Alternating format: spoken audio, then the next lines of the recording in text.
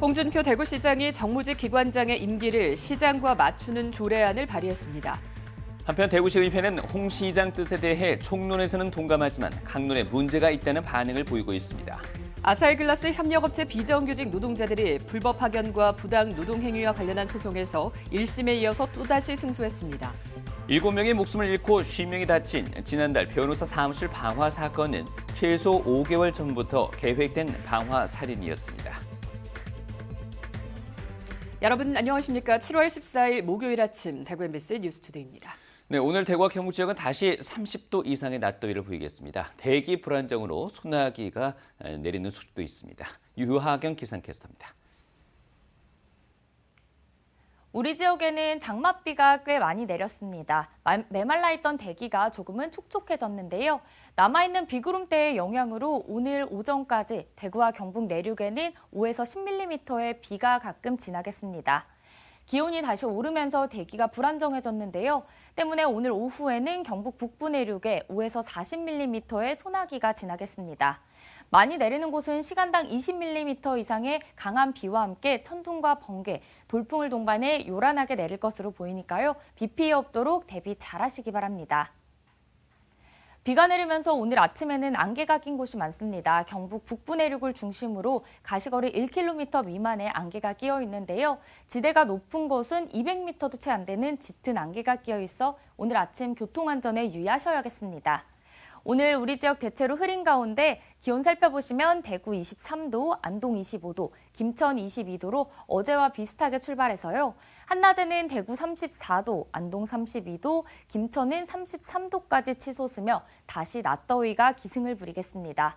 폭염특보 가능성도 있는 만큼 온열 질환에 걸리지 않도록 건강관리 잘 하셔야겠습니다.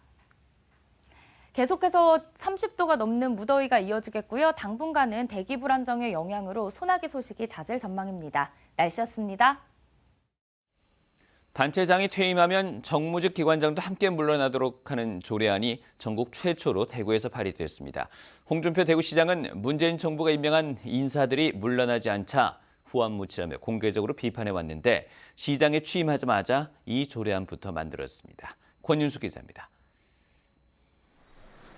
대구시가 이른바 알박기 인사 금지 조례안을 발의했습니다.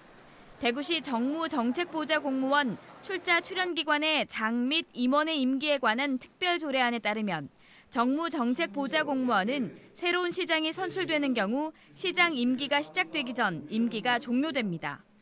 출자 출연기관의 장과 임원의 임기는 2년으로 하고 연임할 수는 있지만 시장이 새로 뽑히면 임기가 남았어도 새 시장 임기 전에 물러나야 합니다. 대구시는 소위 알박기 인사의 폐해를 없애고 불필요한 소모적 논쟁을 원천 차단하기 위해서라고 설명했습니다. 인사폐해 문제점을 해소하고 또 불필요한 소모적 논쟁을 사전에 원천 차단하는 그런 의미가 있습니다. 그럼으로써 저희 시장이 좀 더 유기적으로 작동을 할 수 있다고 생각합니다. 이번 조례는 전국 최초로 시도하는 것으로 이달 안에 시의회를 통과하면 곧바로 시행됩니다. 홍준표 대구시장은 취임 전부터 전 정권의 정무직 인사는 새 정권이 들어서면 물러나야 한다고 강조해왔습니다. 자신의 SNS를 통해 여러 차례 물러나지 않는 정무직 인사들을 후안무치라고 비판했습니다. 중앙정부나 지방정부가 이치는 똑같다며 취임 후 대구시에 똑같이 적용할 것을 시사했습니다. 조례의 적용 대상은 대구의 14개 출자 출연기관의 장과 임원, 단체장이 직권으로 임명한 정무직 공무원입니다. 출연기관이라도 대구의료원장과 대구경북연구원장, 대구사회서비스원 대표는 상위 법령 때문에 조례를 적용할 수 없습니다. 대구문화재단을 비롯한 3개의 출연기관장은 조례안이 발의되기 전 이미 사퇴 의사를 밝혔고 또 다른 출연기관인 대구콘서트하우스 관장은 물러날 뜻이 없다고 밝혔습니다. 조례안이 시의회를 통과하면 이들의 임기는 자동 종료됩니다. MBC 뉴스 권윤수입니다. 홍준표 대구시장이 추진하고 있는 강력한 행정기구와 산하기관 통폐합안에 대해 시의회가 심사를 시작했습니다. 시의회 내부에서는 이례적인 조직 개편안에 대해서 총론에는 동감하나 강론에는 문제를 제기하고 있어 적지 않은 진통을 예고하고 있습니다. 김철우 기자가 취재했습니다. 모두 32명의 시의원들이 민선 8기 첫 임시회에 참석했습니다. 홍준표 대구시장을 비롯한 대구시의 간부들 역시 같이 자리했습니다. 이번 임시회에서는 대구시 행정기구 및 정원에 대한 조례를 비롯해 대구시청 조직 개편 관련 조례 2건이 심사 대상입니다. 조직 개편 등의 안건 심의에 대해서는 혁신과 쇄신, 능률과 기능 강화라는 본연의 뜻에 맞추어 합리적으로 계획되었는지, 폐지 및 통합으로 인한 갈등이나 관련 업무에서의 소홀함이 발생하지 않지. 대구시의 조직 개편안이 거의 원안대로 통과되면 국장 서너 명, 과장 10명 정도의 자리가 없어집니다. 산하기관들은 아예 조직 자체가 하나로 합쳐지는 곳이 많습니다. 최근 몇 년 사이 공무원 수가 늘면서 조직이 비대해지고 중복되는 부분을 정리한다는 점에는 대체로 공감한다는 것이 시의회 분위기입니다. 하지만 전문성을 필요로 하는 문화예술 분야의 기관장들에 대한 처우와 향후 우수 인력 수급에 대해서는 문제가 있다고 지적합니다. 타의로 이렇게 자기가 그거를 내 사의를 표했을 때 이제 제 공무에 응해야 되지 않습니까? 이럴 때 이분이 과연 업무에 또 공무에 응하실지, 만약에 응하시더라도 지금처럼 거기에 대한 우리 수임을 그대로 줄지. 대상 기관들과 소속 직원들과 대화를 통해서 여론화하지 않은 점도 문제로 보고 있습니다. 전혀 아마 공무원 우리 분들한테는 산하기관 우리 직원분들한테 대화가 안 된 것 같습니다. 그 부분이 좀 문제가 되고 의회에 좀 갑작스럽게 좀 급하게 이렇게 좀 밀어붙인다 그럴까요? 그런 부분은 논의 과정이 조금 더 거쳐야 좀 되지 않겠나. 홍준표식 드라이브 정책이 시의회라는 시험대에 올랐습니다. 개혁으로 결론 날지 계약에 머물지 열흘간 대구시와 시의회 간의 열띤 공방이 예고되고 있습니다. MBC 뉴스 김철우입니다. 대대적인 조직 개편은 경북도 마찬가지입니다. 경성도 산하 공공기관 통폐합의 윤곽이 나왔는데요. 현재 28개인 산하 기관을 30% 넘게 줄여서 19개로 개편하겠다고 밝혔습니다. 이도훈 기자의 보도입니다. 경상북도는 산하 공공기관 28개를 19개로 대폭 구조조정하기로 했습니다. 9개 기관을 줄이겠다는 건데 구체적으로는 전체 산하기관의 절반인 14개를 5개로 통폐합한다는 계획입니다. 문화, 산업, 복지 등 유사한 분야별로 묶는 방식입니다. 산업 분야, 교육, 문화 이런 분야에 그 유사 기관들이 한 3개에서 한 5개, 4개 이렇게 됩니다. 그러면 그 유사 분야를 합치면은 그 공통 업무 지원 기능은 그 좀 더 설립화 시킬 수 있고, 또 고월한 인력들 재배치해서 또 다른 새로운 더 지금 현재 필요한 업무들을 할 수가 있습니다. 통폐합 규모가 가장 큰 곳은 산업 분야입니다. 기업 지원이 핵심 기능인 경산의 경북 테크노파크를 중심으로 영천 하이브리드 부품연구원, 안동 바이오산업연구원, 울진 환동의 산업연구원의 연구 기능을 합쳐 기술 상용화를 꾀합니다. 문화 분야는 경북문화재단 아래 콘텐츠진흥원과 문화엑스포를 통합하고, 복지 분야는 행복재단과 청소년 육성재단을 합치는 게 골자입니다. 교육 분야는 관련 4개 기관을 경북교육재단으로 모은 뒤 운영을 경북도립대학교에 맡기고, 안동, 김천, 포항의료원은 경북대병원의 운영을 위탁하기로 했습니다. 독립운동 기념관과 독도재단은 경북호국재단으로 통폐합됩니다. 다만 재정 건전성이 양호하거나 독립운영 필요성이 크다고 인정된 경북개발공사, 한국국학진흥원 등 7개 기관은 통폐합 대상에서 제외됐습니다. 예상보다 큰 규모의 통폐합안이 공개되자 해당 기관들의 동요도 감지됩니다.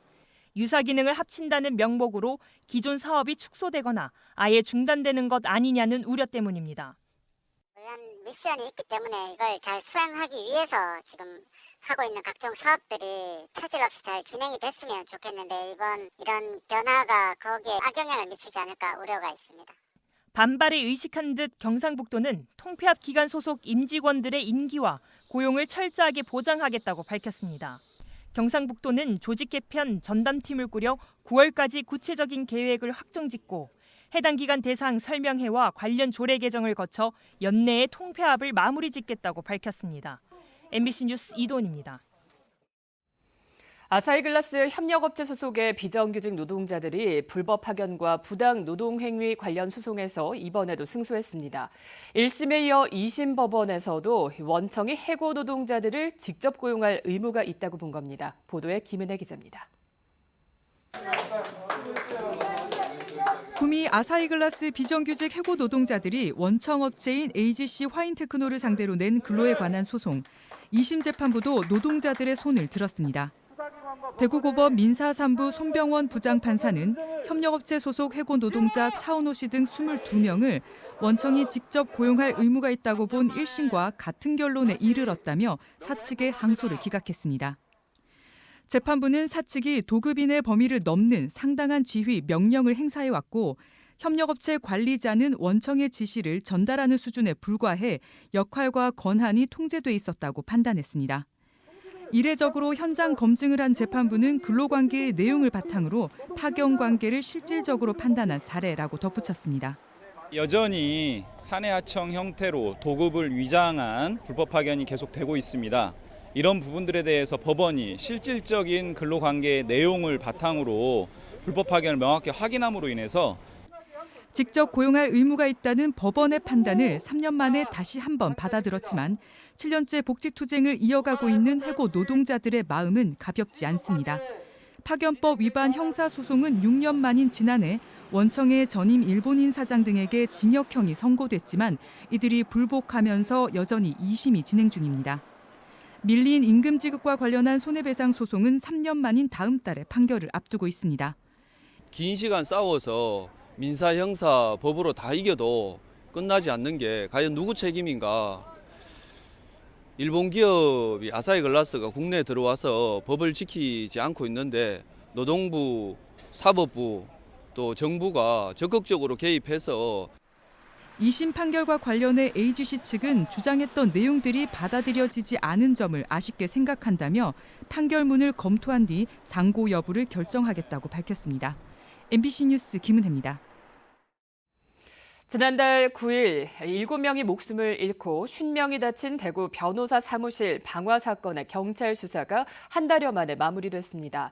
수사 결과 방화범은 최소 5개월 전부터 범행을 준비해왔고 또 오래된 건물의 안전관리 소홀로 짧은 시간에 피해가 컸던 것으로 드러났습니다. 손은민 기자가 보도합니다.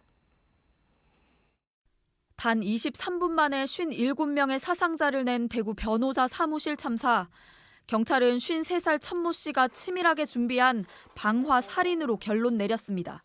민사소송 진행 과정에서 상대편 변호사에 대한 그런 감정이 생겨서 이렇게 불을 질렀던 것으로 추정됩니다. 천 씨가 최소 5개월 전부터 범행을 준비한 정황도 드러났습니다. 경찰은 천 씨 거주지에 있던 컴퓨터에서 변호사 사무실을 불바다로 만들고자 휘발유와 식칼을 샀다는 일기 형식의 글이 지난 1월 작성된 걸 발견했습니다. 하지만 천 씨가 현장에서 숨지면서 사건은 공소권 없음으로 종결됐습니다. 대신 경찰은 건물 소유주와 관리인 2명, 사설 소방점검업체 관계자 2명 등 5명을 소방시설법과 건축법 위반, 업무상 과실치상 등 혐의로 불구속 입건했습니다. 이들은 각 층의 비상구로 통하는 통로와 유도 등을 사무실 벽으로 가로막은 채 건물을 사용하거나 관리해온 혐의를 받고 있습니다.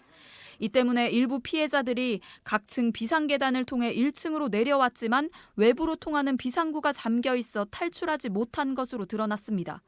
MBC 뉴스 손은민입니다.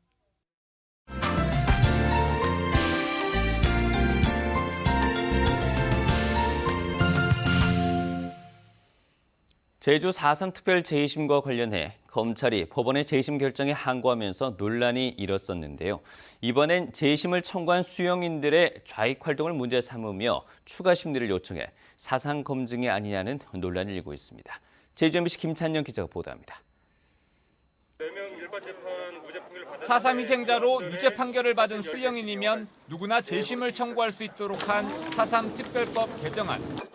재심 절차가 간소화되면서 지난해 6월 법 시행 이후 1년 만에 수용인 239명이 무죄 판결을 받았습니다.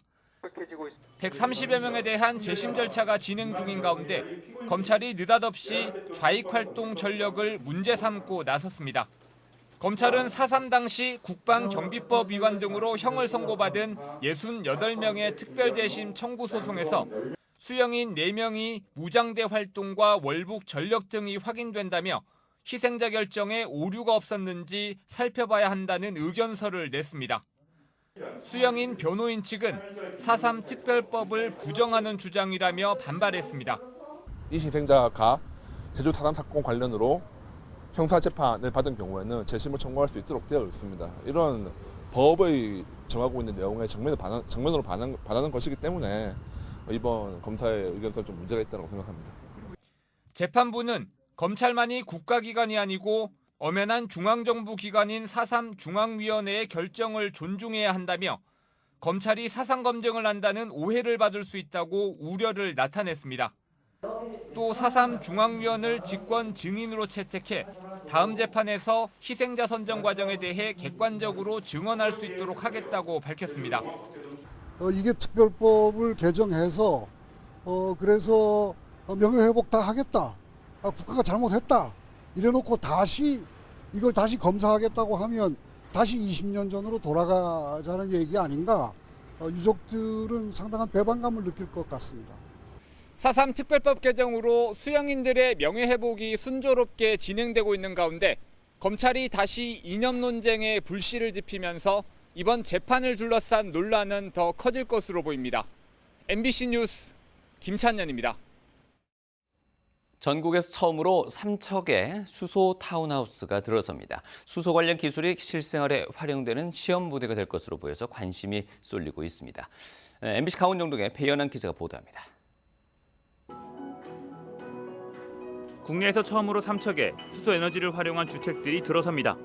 삼척시는 국토교통부와 한국에너지기술연구원, LH 등과 이른바 수소 타운하우스를 짓기로 하고 착공식을 열었습니다. 수소 타운하우스는 내년까지 수소주택 1동과 태양광 주택 3동 등 모두 11동 규모로 조성됩니다. 삼척시 교동 8,400제곱미터 면적에 국비와 도비 등 모두 304억 원이 투입되며 단열 성능이 좋은 친환경 주택으로 구성되고 사용하고 남는 에너지를 수소 생산에 활용하는 방식으로 지어집니다. 수소 타운하우스가 완공되면 최대 한 달 동안 에너지 공급 없이 생활할 수 있는 시설이 만들어지게 됩니다. 에너지 절임률 130% 이상을 달성하고 잉여 에너지를 활용하여서 수소를 생산 저장, 다시 이를 이용하여서 에너지 거래를 할 수 있게 함으로써 주거부. 이렇게 지어진 수소 타운하우스는 핸드볼 선수단의 숙소로 사용될 예정이며 일부는 게스트하우스로 활용돼 수소 주거단지 체험도 가능할 것으로 보입니다. 삼척시는 수소 타운하우스를 통해 수소 실증 기술을 확보한 뒤 수소 R&D 특화 도시 사업과 수소 에너지를 기반으로 하는 관광 휴양 복합단지 조성으로까지 확대해 나갈 계획입니다. 수소 에너지 기반의 미래의 도시를 조금 더 큰 규모로 확산해가고 나가는데 기초가 있고 또 이걸 통해서 아마 국토부나 이런 국가적으로 보면 해외 수출형 모델도 기획하고 있고. 삼척시는 또 근덕면 1호에 모두 300억 원을 들여 액화수소 신뢰성 평가센터를 세우기 위해 국비 지원을 요청하는 등 수소 산업 육성에 속도를 내고 있습니다. MBC 뉴스 배현환입니다.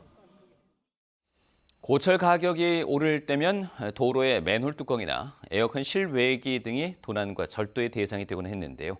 최근에는 아파트 단지 소화전에 있는 황동으로 만들어진 소방 부품을 몰래 훔쳐가는 사례가 잇따르고 있다고 합니다. 훔쳐간 부품은 고물상에서 비싼 가격에 거래되고 있는데요. 소방 부품 도난으로 화재 대응에도 차질을 빚고 있습니다. 광주 MBC 강서영 기자입니다.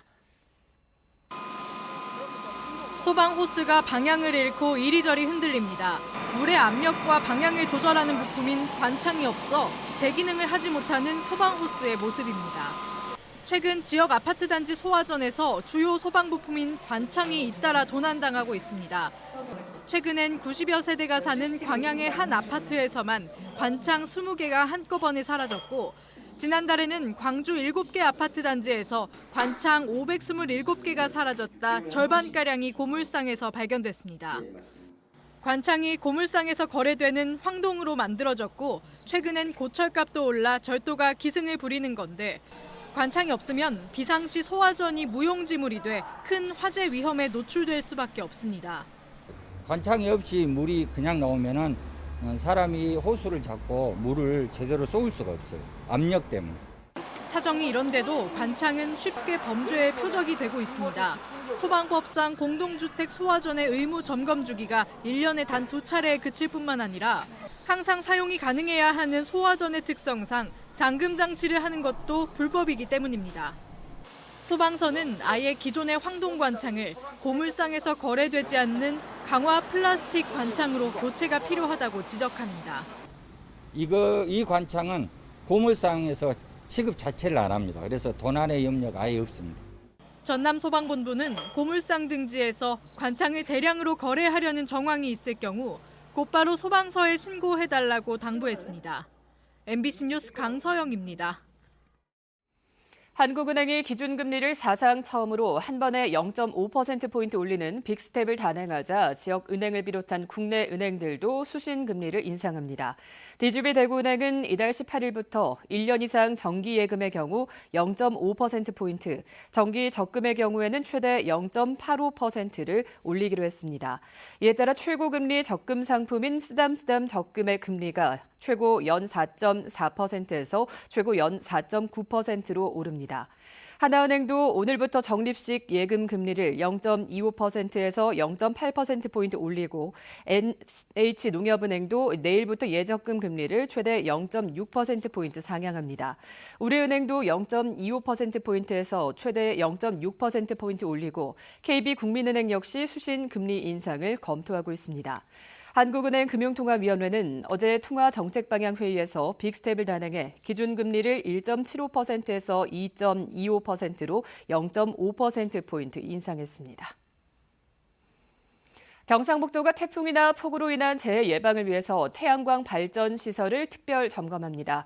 점검 대상은 산지 전용 일시 사용 허가된 태양광 발전 시설 가운데 주변에 건물이 있거나 농경지, 축사로부터 300m 이내에 있는 경우 등 모두 57곳입니다.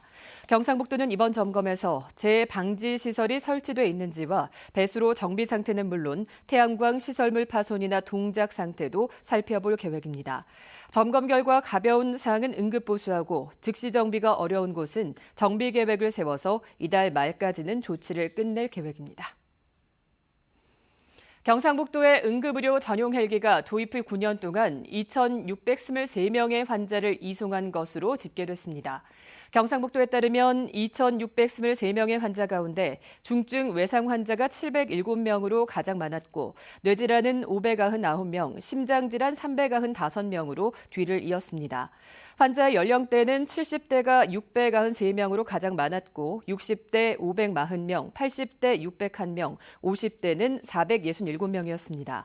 지역별로는 영주가 577건으로 가장 많고 문경은 353건, 봉화 332건, 울진 269건, 청송은 248건 등 경북 북부권역의 이송이 많았습니다.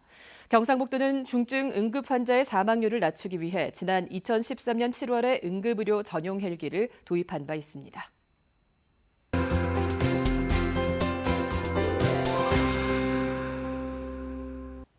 어제 우리 지역에는 꽤 많은 양의 장맛비가 내렸습니다. 메말라 있던 대기가 조금은 촉촉해졌는데요.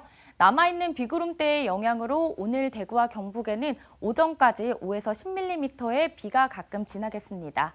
기온이 다시 오르면서 대기가 불안정해졌습니다. 때문에 오늘 오후에는 경북 북부 내륙을 중심으로 5에서 40mm가량의 소나기가 지나겠는데요. 많은 곳은 시간당 20mm의 비와 함께 천둥과 번개, 돌풍을 동반해 요란하게 내릴 것으로 보이니까요. 비 피해 없도록 대비 잘하시기 바랍니다. 비가 내리면서 안개가 낀 곳이 많습니다. 오늘 경북 북부 내륙을 중심으로 가시거리 1km 미만의 안개가 끼어 있고요. 지대가 높은 곳은 가시거리가 200m도 채 안 되는 짙은 안개가 끼어 있어 출근길 교통안전 유의하셔야겠습니다. 오늘 우리 지역 대체로 흐린 가운데 기온 살펴보시면요. 대구 23도, 안동 25도, 김천 22도로 어제와 비슷하게 출발하고 있는데요.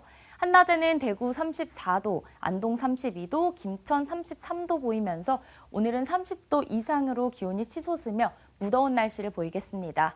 폭염특보 가능성도 있는 만큼 온열 질환에 걸리지 않도록 건강관리 잘하시기 바랍니다.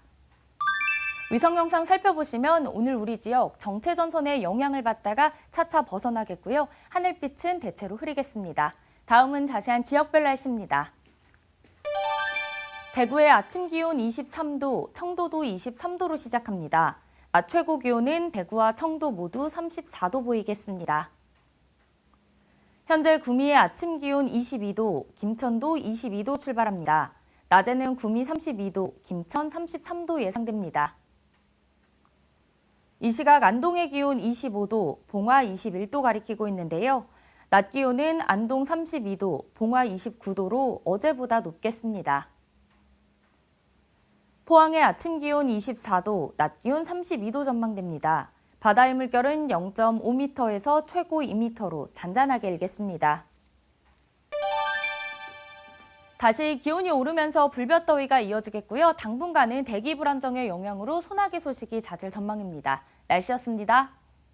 목요일 아침 대구 MBC 뉴스투데이를 마치겠습니다. 시청해주신 여러분 고맙습니다.